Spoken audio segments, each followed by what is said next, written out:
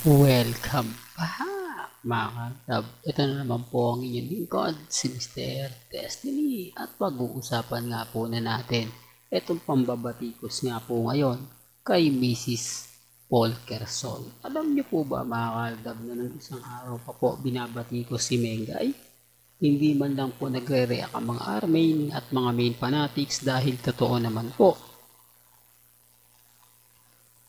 Sinasabi po kasi ng mga ilang kritiko yung Alden fanatics na may mga hidden desire kay Alden, ang mga Katden fans na umaasa pa rin po sa relasyon nila Catherine at ni Alden Richards at iba pang mga netizen na gusto rin po makisawsaw at maging bida sa social media. Sila po talaga yung masasabi natin na number 1, kumukundi na sa naging pahayag ni Main Paul Quezon. Sabi ko nga po sa inyo, may mga bagay-bagay po na pumapabor at umaayon po ngayon sa Aldab Nation. Bakit naman yan umaayon, Mr. Destiny, sa fandom natin?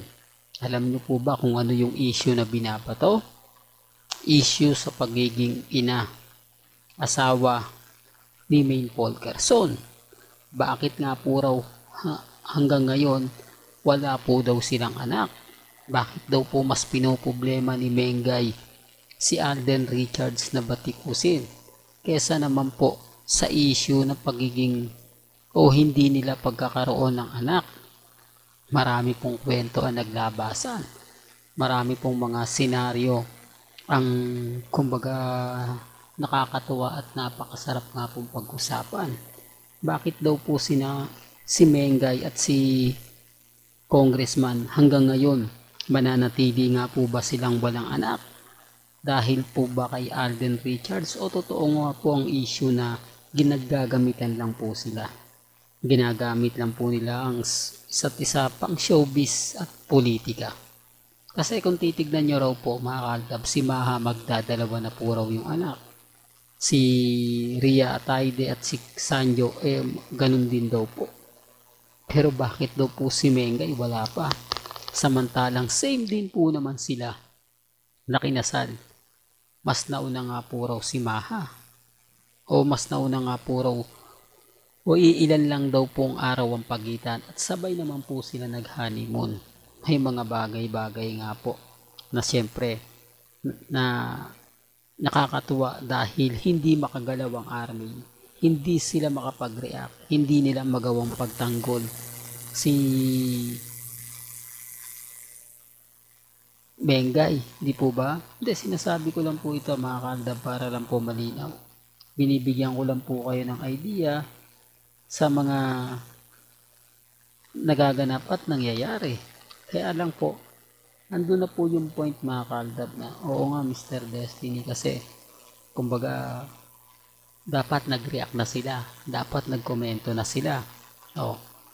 Yan ang katotohanan at ito po kumbaga pinagtanggol ni Alden Richards si Mengay. Dito pa lang panalo na po tayo hindi po ba? Simpleng post ni Alden na hindi niya na kailangan magsalita pa. Alam niya kasi mga kaldab na si Mengay po o pag nagsalita siya lalo lang lalaki ang issue Matalino po si Alden Richards. Sabi ko nga po sa inyo, kaya nga po nabansagan niyang Boy Dulas hindi po ba Boy Bakod, na ayaw niya na pong maulit pa. Kaya nga po napakahusay niya lalo na po sa mga pagtatago, mga malanidya moves na galawan na sa kanya mo lang po makikita at mapapanood. Kasi tignan nyo yung post niya, di po ba? Everything is temporary lang naman po. At wag po kayong magpapadala. Di po ba? Para kanino nga po ba yan? Syempre para kay Mengay. At ito pa po yung post ni Alden. Bakdo, kulay yelo. Di po ba? Common sense na lang po mga kaalgab sa mga pinopost ni Mengay. Pero kumbaga andun na naman nasasabihin ako, ano ka naman Mr. Destiny, kumbaga fake news ka na naman, gumagawa ka na naman ng sarili mong issue, gumagawa ka na naman ng mga sarili mong ganito, sarili mong ganyan. Walang katotohanan lahat ng sinasabi mo. Walang katotohanan yung mga pahayag mo. Puro ka lang ganito, puro ka lang ganon. Alam niyo, sa totoo lang po, hindi naman tayo namimilit kasi kumbaga yung post naman nito hindi ko naman inedit. Hindi ko naman po ginawa ng mahika. Hindi ko naman po ginawa ng mga bagay-bagay na alam sa tingin po nila kumbaga hindi aayon sa kanila at sa tingin po nila mali. Di po ba? Hindi, real talk to mga kaltab. Kaya nga sabi ko, basta't ako nagbigay po ng update, nagbigay ng post, especially po pagdating kina Alden at kay Maine, 101% yan. Hindi ko ini-edit yan. Never naman po ako nag-edit. Never naman po tayong gumawa ng mga edited picture, video. Lahat po yan galing po sa dalawa.